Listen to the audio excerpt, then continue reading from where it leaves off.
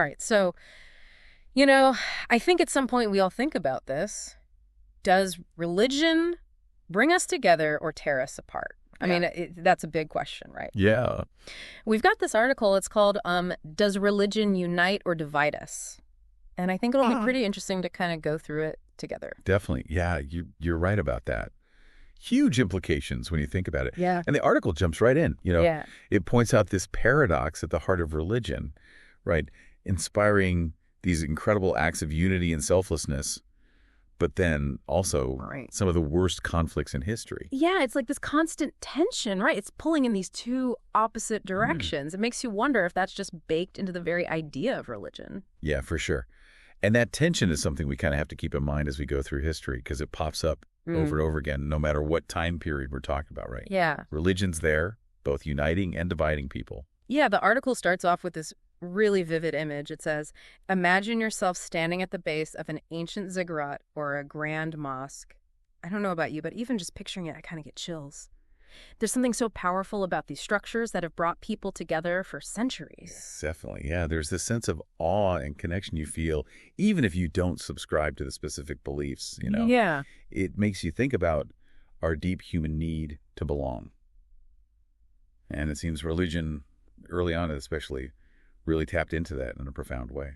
Right, yeah. The article talks about shared rituals, things like chanting or dancing together, and how that can trigger the release of oxytocin, which is, I think they call it the bonding hormone. It's almost like we're wired to connect through those kinds of experiences, Yeah, and, if you look at it from an evolutionary perspective, it actually makes perfect sense, right? I mean, way back when, survival really depended on these strong social bonds. Yeah. So rituals that solidified those bonds would have given groups a big advantage. They were more likely to survive and pass on their genes, right? Right. So religion might have been a way to kind of supercharge those survival instincts, make cooperation feel almost automatic. It's like those rituals just took that sense of community, that trust, and just magnified it. And that trust would have been crucial for, sharing resources or defending against threats or raising children, right? Exactly, yeah. And as societies became more complex, religion evolved along with them. If you look at early legal systems, like Hammurabi's Code, they often invoked divine authority, right? Yeah. It's like religion was woven into the very fabric of those early societies, providing a framework for social order and moral guidance. Right. But this ability to bring people together also has this darker side, right? Unfortunately, yes. It's like, the same mechanisms that create those strong in-group bonds can also lead to conflict and distrust of people outside the group, right? Yeah. It's like two sides of the same coin. Yeah, and that's where things get really interesting. The article goes on to talk about how religion, even though it has this power to unite, can also tap into our in-group versus out-group instincts, right? Right. Amplifying those divisions. Yeah, it's almost like the concept of the sacred inherently creates boundaries, right? It defines what's in, what's out, who belongs and who doesn't. And throughout history, we've seen how that dynamic can be manipulated, leading to all kinds of conflict and prejudice. Yeah, and it's kind of sobering to think about, especially when you consider the historical examples the article brings up, like the 30 Years' War in 17th century Europe. Right. Just this brutal conflict fueled by religious tension between Protestants and Catholics. It's just this stark reminder of how quickly those in-group, out-group dynamics can escalate, even in the name of religion. It definitely is a dark chapter. Yeah. But it's important to note, the article doesn't say that religion itself is the problem. Yeah, right. It raises this important question. Okay, lay it on me. Yeah. What's the question? Is religion actually the cause of these conflicts, or is it just a tool, Okay. used by those seeking power? Yeah, so is religion itself the issue, or is it more about how people use it, Yeah, exactly. Yeah. The article uses the Crusades as an example, Yeah.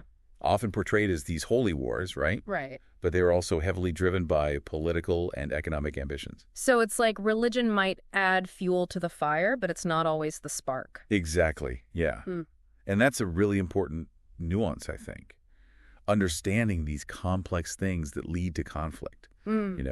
Religion might play a role, but it's rarely the whole story. We have to look at the bigger picture to really understand. That makes sense, yeah.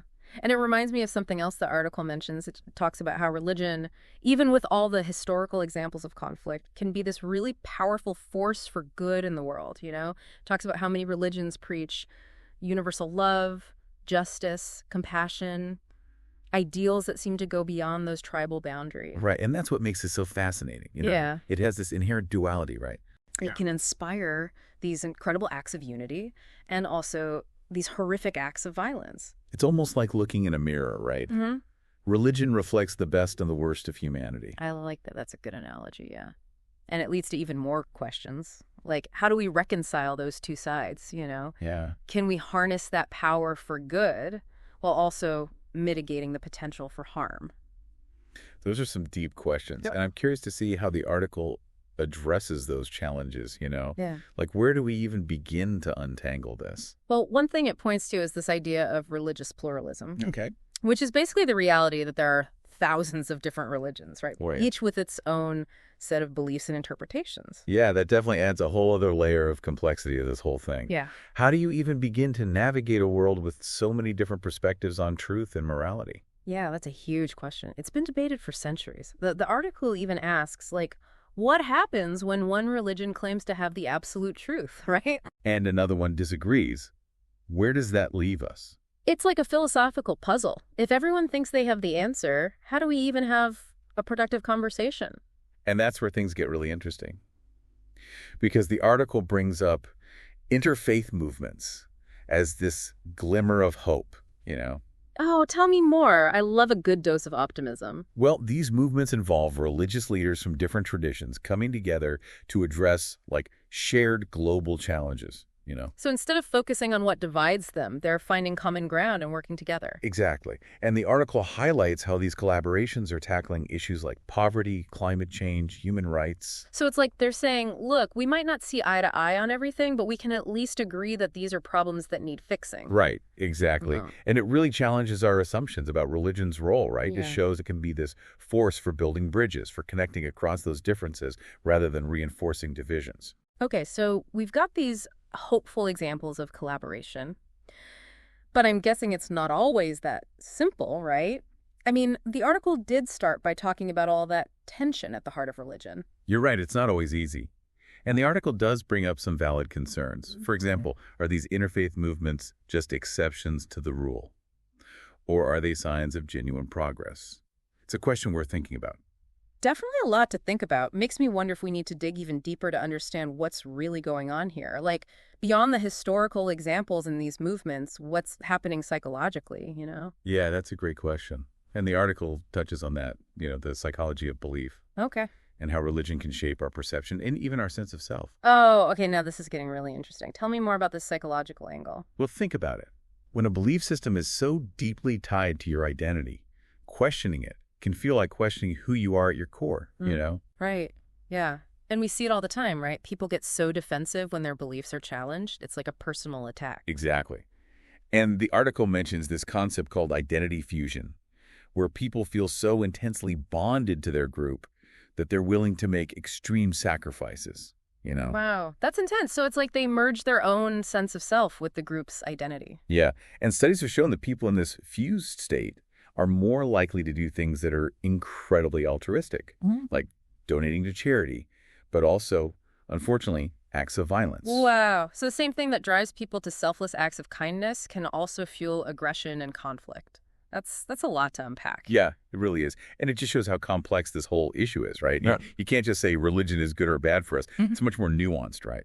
It depends on how those beliefs are interpreted, how they're applied, Right. and how they interact with other things, like social norms or cultural contexts. Yeah, it's all starting to feel very interconnected, Yeah. you know? Like everything we've talked about, from the historical examples to the psychology, it's all part of this larger story of how religion shapes the human experience. I think that's a great way to put it. It's like this tapestry with all these different threads, some bright, some dark, some tightly woven, some loosely connected.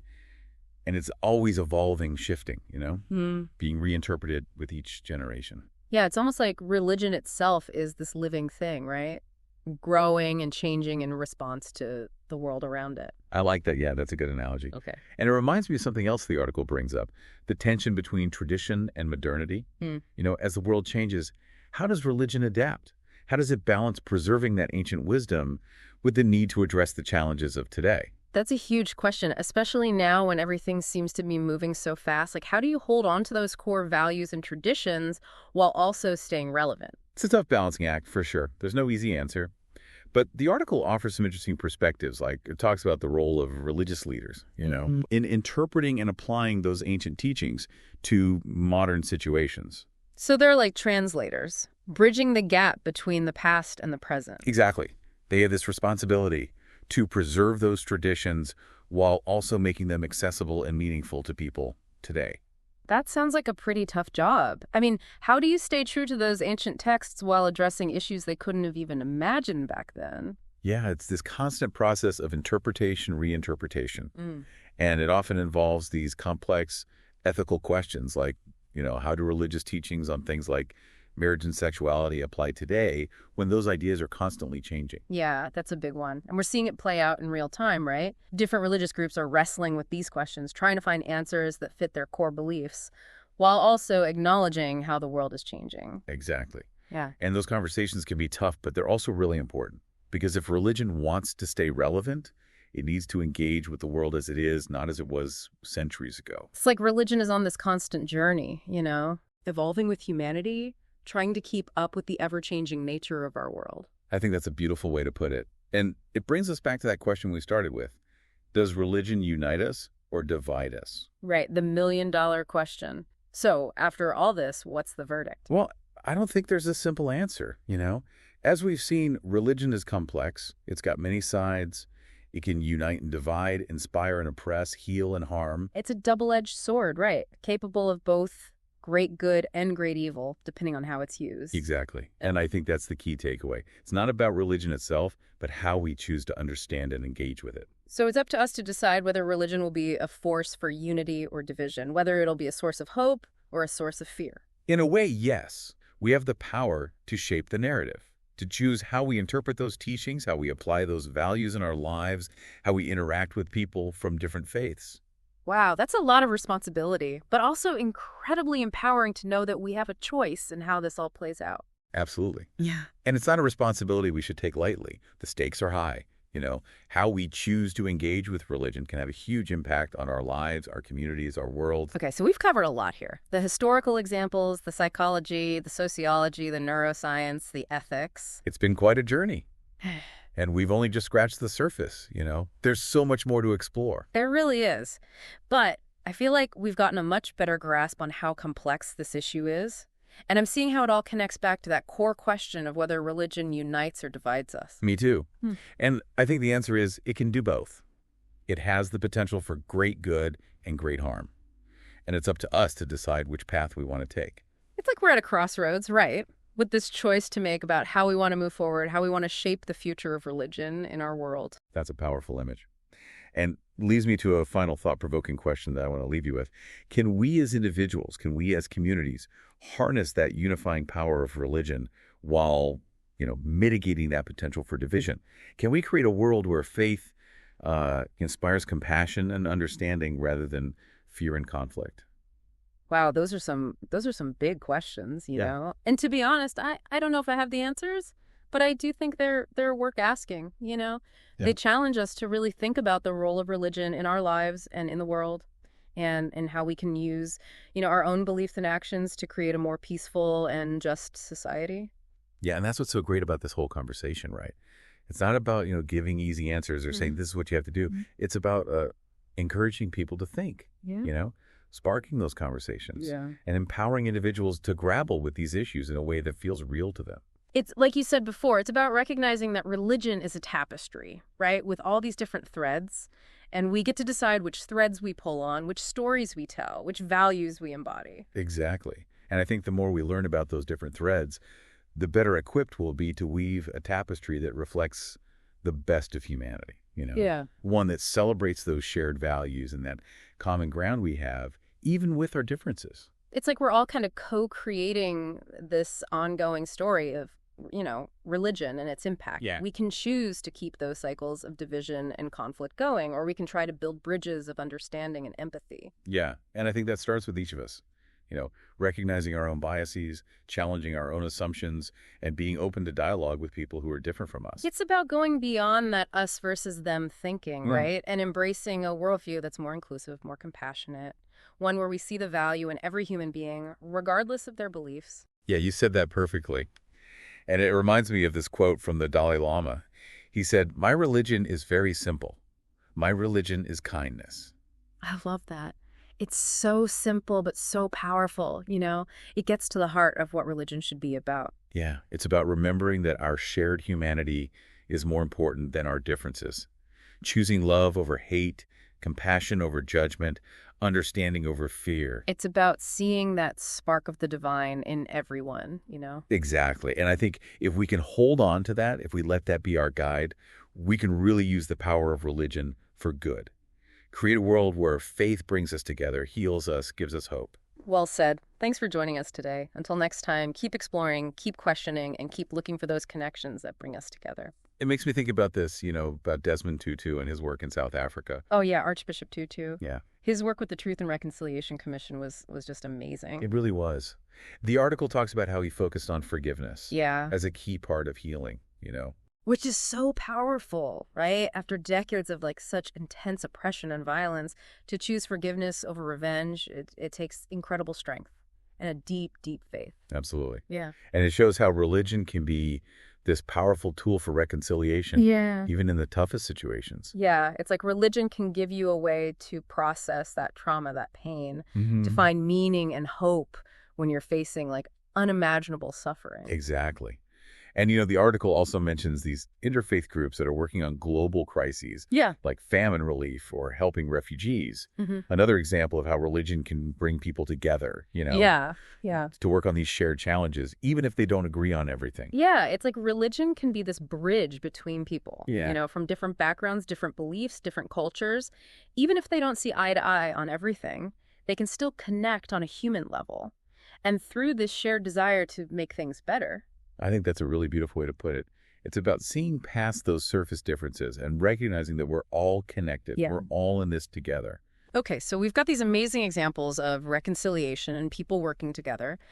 But I'm curious about how these ideals play out day to day, How does religion shape how people treat each other, how they see the world around them? How does it influence their values, the choices they make? That's a great question. And it gets to how religion helps people find meaning. Yeah. It gives them a framework for understanding the world, for making sense of their experiences, for dealing with life and death. So it's like religion provides a lens through which we view everything. Yeah. From the everyday stuff to the big, profound questions. Exactly. And those lenses are shaped by the specific, doctrines and rituals and practices of a particular faith. But there are also some common threads that run through many religions. Like what? Give me some examples. Well, many religions emphasize compassion, empathy, being kind to others. They encourage things like charity, service, selflessness. They promote values like honesty, integrity, forgiveness. Those are all pretty universal, right? I mean, even people who aren't religious would agree those are good things. Absolutely. And that's what makes this whole discussion so nuanced. It's not about saying religion is the only source of these values, right? But it's definitely a powerful influence for a lot of people. Okay, so religion can shape our values and how we act. But what about how we think? Does religion actually change how our brains work? Yeah. Does it affect how we process information and, make decisions? That's a fascinating question. And there's a lot of research now looking into, the neuroscience of religion. Oh, wow. That's cool. What are they finding? Well, some studies suggest that, religious beliefs and practices can activate certain parts of the brain, areas that deal with emotion, social interactions, reward, things like that. So religion literally lights up our brains. In a way, yeah. And it makes sense, right? Mm-hmm. Religious experiences often involve strong emotions, social connection, and a sense of purpose. Those are all going to have an impact on the brain. That makes sense. But I'm wondering how this connects back to that idea of duality, the whole thing about religion being a force for good and bad. Yeah, that's a really good point. And it's something researchers are looking into. Some studies have shown that the same brain areas involved in religious experiences can also be linked to prejudice and conflict, So the same neural pathways can lead to both positive and negative things, depending on the situation. Exactly. It just shows how complex it is. You can't just say religion is good for the brain or bad for the brain. It's much more nuanced. It depends on how those beliefs are interpreted, how they're put into practice, how they interact with other things like social norms or cultural context. Yeah, this is all starting to feel very connected, you know? Like everything we've been talking about, the history, the psychology, well, all fits into this bigger picture of how religion shapes us. I think that's a great way to put it. It's a tapestry with all these different threads, some bright, some dark, some woven together, some more loosely connected. And it's always evolving, changing, being reinterpreted with each generation. It's almost like religion is this living thing, right? Yeah. Growing and changing along with humanity. I like that analogy. And it brings me back to that question we started with. Does religion unite or divide us? The big question. So what's the answer? Well, there's no easy answer. Religion is complex. It can do both. It has the potential for good and bad. And ultimately, I think it comes down to us. Us. Yeah, to decide how we understand it and interact with it. So we get to decide whether religion will be a source of unity or division, hope or fear. In a way, yes. We have the power to shape how it's seen, how those teachings are understood, how those values are lived out, how we treat people from different faiths. Wow, that's a lot of responsibility. But also kind of amazing to know that we have a say in all of this. It is. And it's not something to be taken lightly. What we do with religion can have a huge impact on everything. Our lives, our communities, our world. We've covered a lot of ground today. History, psychology, sociology, neuroscience, ethics. It's been quite a journey. And we've only scratched the surface, really. There's so much more to explore. There really is. Yeah. But I feel like we've gotten a much clearer understanding of how complex this is. And I'm starting to see how it all comes back to that question of whether religion unites us or divides us. Me too. Yeah. And I think the answer is it can do both. It has the potential for both. And it really comes down to us to choose which path to take. Yeah, it's like we're all standing at this crossroads, right? Yeah. And we have to decide how we want to move forward, how we want to shape the future of religion in the world. That's a powerful image. And it makes me think about, can we find a way to use the power of religion to bring people together? Yeah. To inspire hope and understanding instead of fear and division? Can we create a world where faith is a force for good? I think those are questions we all need to be asking ourselves. And even if we don't have all the answers, just asking those questions, it can make a difference. It can push us to examine our own beliefs, to be more open to other perspectives, to act with more compassion and understanding. Absolutely. And I think that's what this deep dive has been all about, really encouraging people to think critically, to have those conversations, to engage with these issues in a way that feels real and meaningful to them. It's been a fascinating journey, and I want to thank you for joining us today. And to all our listeners out there, keep exploring these questions, keep the conversation going. And remember, even though religion can be complex and challenging, it also has this incredible potential to inspire and unite us. So let's choose to focus on that, on the power of faith, to bring us together and make the world a better place. Thanks for listening.